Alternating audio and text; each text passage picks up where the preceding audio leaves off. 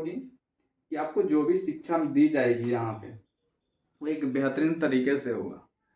और जब आपको बेहतरीन तरीके से कोई भी शिक्षा मिलती है तो आप चीज़ों को बेहतरीन तरीके से समझ भी पाते हैं और समय आने पे उन चीज़ों को बेहतर तरीके से डिलीवर भी कर पाते हैं। तो हमारी तो कोशिश यही होगी हमेशा, जो वर्णों के भेद होते हैं, वर्ण के भेद ये मुख्य रूप से दो प्रकार के होते हैं, दो ही प्रकार के ही हैं।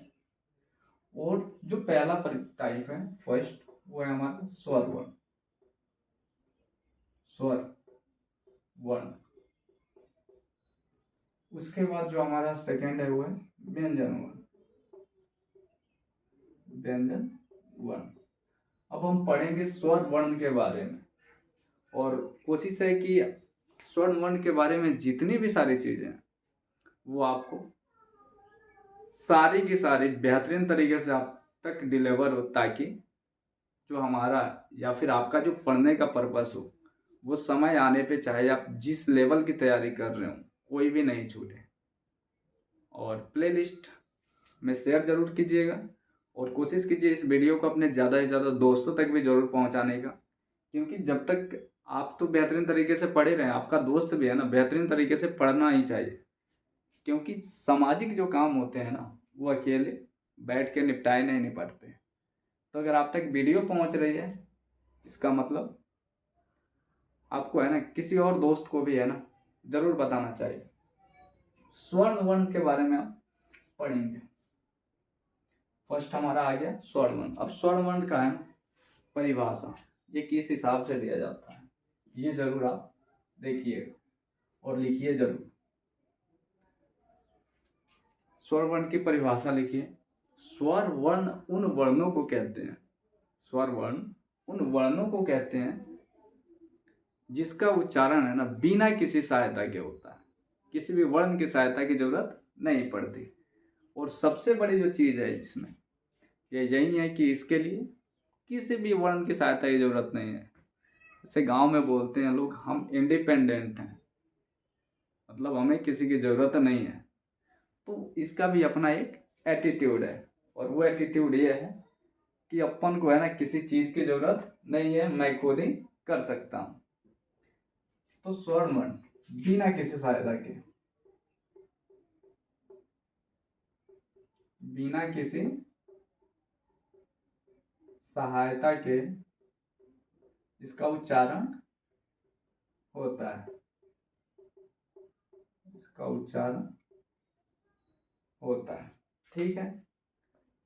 और सबसे बड़ी चीज है ना इसका, जब हम इसका उच्चारण करते हैं स्वर्ण वर्ण का, स्वर वर्ण का उच्चारण करते हैं तो इसमें कंठ और तालु, कंठ और तालु का ही हमेशा इस्तेमाल होगा, जीभ और ओठ का नहीं होगा। और इसके बारे में अगर बात की जाए तो स्वर वर्ण कितने, जो मूल स्वर होते हैं वो कितने तरह के होते हैं, सबसे बड़ी चीज ये है। क्योंकि जब स्वर वर्ण में सारी चीजें आती, जैसे स्वर वर्ण के बारे में सबसे पहले आप जरूर जान लीजिए, उच्चारण इसका कंठ और तालु से होगा। और इसका जो है ना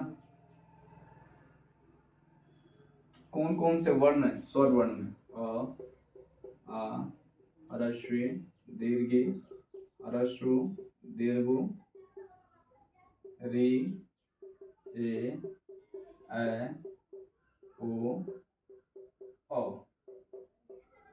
लिख लीजिए अ आ ह्रस्व दीर्घ ह्रस्व दीर्घ री ए ऐ ओ औ।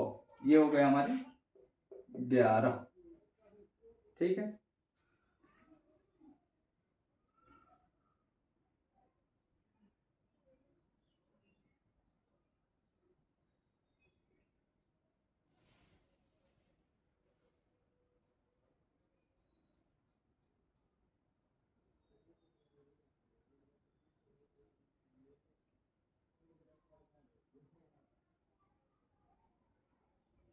अब स्वर्ण वर्ण जो है ना, लिख लिया आपने।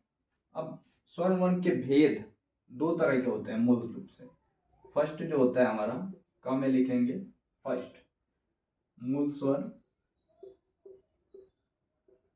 मूल स्वर, और जो ख होगा हमारा दूसरा। स्वर वर्ण के भेद हम पढ़ रहे हैं, तो जो मूल स्वर होगा, इसके बाद संयुक्त स्वर, संयुक्त स्वर। ठीक है। जो मूल स्वर होते हैं इनके उच्चारण में काफी कम समय लगता है, बहुत कम, ना के बराबर। और जो मूल स्वर आते हैं ये, अब हम इन्हीं में से छांटेंगे। आ, ह्रस्वी, दीर्घी, ह्रस्व, दीर्घ, ए और ओ। कितने हो गए ये? 1 2 3 4 5 3 8। और जो संयुक्त स्वर होते हैं, संयुक्त स्वर, ये हो गया हमारा अय। अब ये जो अय होता है ये जोड़ के, क्योंकि ये संयुक्त है तो इसके बारे में जानना जरूरी है। तो जो ये अय होता है, अ जोड़ ए इज इक्वल टू अय, और एक होता है अ जोड़ ओ, ये हो गया अ। ठीक है, यहाँ तक कोई दिक्कत? बिल्कुल दिक्कत नहीं होना चाहिए, बिल्कुल तरह से अच्छे तरह से समझ में आ गया। अब यहां से हम ना थोड़ा सा और डीप में चले जाते हैं मूल स्वर के बारे में। ठीक है। जो मूल स्वर होता है इसके भी दो भेद होते हैं। फर्स्ट हो गया ह्रस्व स्वर,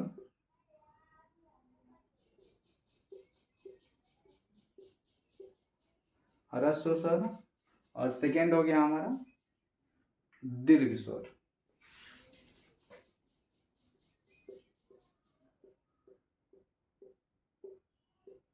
ह्रस्व स्वर के उच्चारण में है ना कम समय लगता है, कम समय लगता है। और इसके जो उदाहरण है, अ,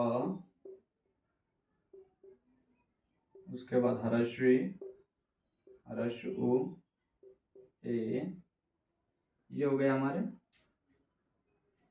उदाहरण ह्रस्व स्वर के। दीर्घ स्वर,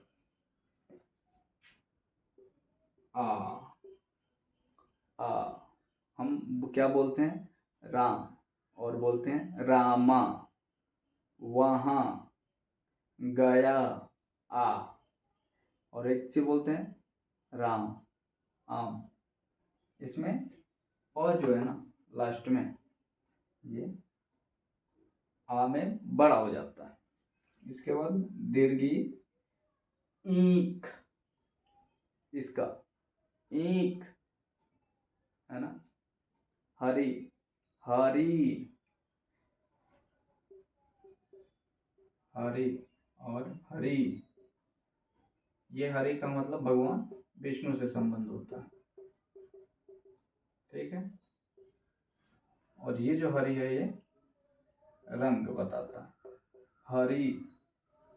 तो ऐसे ही आपको यहाँ पे मिल जाएगा दीर्घी, दीर्घ, ये हो गए हमारे दीर्घ स्वर। ठीक है, यहां तक कोई दिक्कत? इसमें एक और जोड़ दीजिएगा,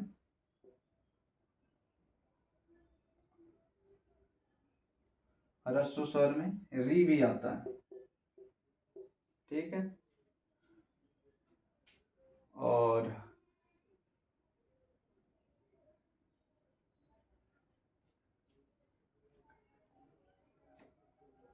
दीर्घ स्वर में वो हो गया, और इसको यहाँ से माइनस कर देते हैं, इसमें डाल देते हैं, क्योंकि जो एकले होता है ना, जब मात्रा हम पढ़ेंगे ये भी काफ़ी समय लेता है। मात्राएं जब हम पढ़ेंगे तो वहाँ पे हम पढ़ेंगे ए, ओ,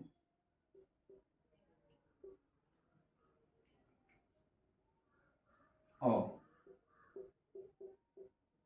हमारी टोटल संख्या कितनी थी? 11 थी। 1 2 3 4 5 6 7 8 9 10 11। ठीक है, यहाँ तक आपको कोई दिक्कत नहीं होगा। जरूर उतार लीजिएगा, नोट कर लीजिए।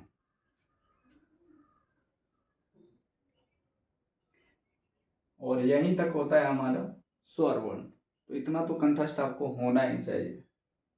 सबसे पहले हमारा स्वर वर्ण होता है। स्वर वर्ण को